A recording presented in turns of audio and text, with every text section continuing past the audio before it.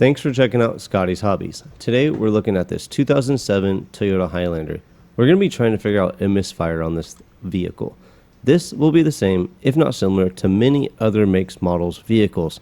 Something that has a distributorless ignition or a coilover plug system like this vehicle, or even maybe a coil pack. But this morning she went out to run some errands, go to the store, get some kids some sweets, and the vehicle was running like crap. No check engine light on yet. Was going to come on. So she came back in. Before coming in, she looked at it vaguely, and it was vibrating a lot. Can't even talk.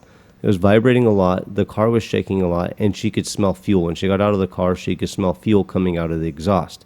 So she ran inside, panicking. End of the world, as you know. And I used my little cheap OBD2 reader right here to figure out what the code was, or to see if there was a reason why this vehicle was running like junk. This cheap little handy reader, it's a little Conway OBD2 reader, picked them up on eBay. You could find a link in the description below to purchase one. It's really, really useful. Might even be worth picking one up for friends and family, daughters, somebody who's a little bit less mechanically inclined, far away, that could just tell you the code if anything comes up. So these little readers are really nice. You can see I pulled up a p0302, which is a cylinder misfire, number 2 cylinder misfire on this vehicle. And again, this will be the same procedure on many other makes and models. I just did the same misfire diagnosis on a Dodge Ram like last week, like 7 days ago, where I switched his 3 and 5 plug. It's on the podcast if you check that out. Going to let the reader run its complete test, see if there's any other codes, which I couldn't find.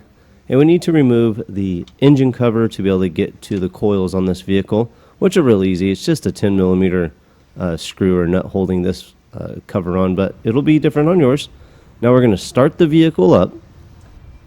I'm going to try to leave the volume up a little bit so you can hear the difference in the RPM switch. When you take off the wire going to the number 2 coil, at first you get no RPM change. You can see here you take the number 4 and the RPM drops a lot, plug it back in and the RPM comes back up. So in this case, turn the vehicle off. We need to switch the coils. The number 2 to the number 4 and the number 4 to the number 2 cylinder. And then test it again. If you get into something like this or a DIY project you can't get done, you might want to check out Mitchell 1 DIY. That's a subscription thing where it gives you step-by-step directions to get everything done, so you don't have to scour the internet looking for everything. It's all right there at your fingertips. Number 2 on this vehicle is the second from the left, so the second from the opposite side of the transmission, and we're going to switch that with the number 4.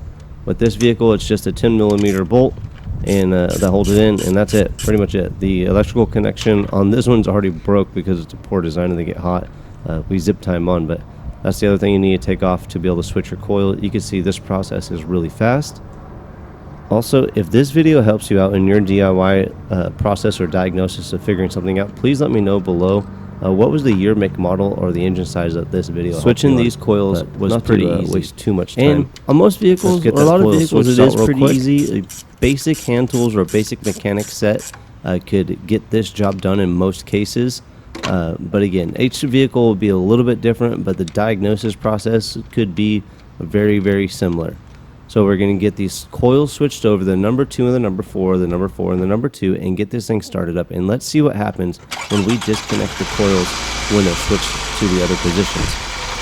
Going to have to listen carefully, but when I pull the number 4, which is the number 2 coil right here, there is no RPM change. But when you pull the number 4 in the number 2 slot, listen, you get a really good RPM change. So in this case, the number 2, which is now the number 4 coil, is bad. You get no reaction when you disconnect that electrical connection to the coil, but with that number 4 in the number 2 slot, you do get a reaction, so you get the RPMs to drop. The spark plug could have damage depending on how long you've been driving on a misfire or a bad coil, but in this case, this coil is bad. So I'm going to go ahead and switch out this number 4 coil, which is the known bad coil. You could switch it back to the number 2 position if you'd like before you do the replacement, but we just want to get this car running. We want our donuts. So we're going to replace this number 4 coil and do this disconnect test again. If you end up having the same issue, I would recommend doing a spark plug or spark plugs to a tune-up after you get this coil replaced, because you could have done damage to the spark plug if this is your case. So now that we have this coil back in, I'm going to run it again. I'm going to disconnect it with the new part on, just to see or make sure that I get an RPM drop. Your check engine light might come back on after you get done doing this procedure from disconnecting everything so many times, but don't be alarmed. And you can see I'm just going to go through and disconnect everything right here. It's a little bit loud, but the RPMs do change when I disconnect every single ignition coil now, which verifies that this problem has been fixed, in my opinion.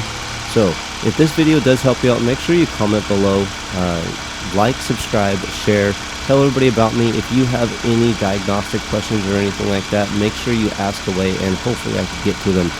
I will see you on the next hopefully helpful video. Thanks for checking out Scotty's Hobbies.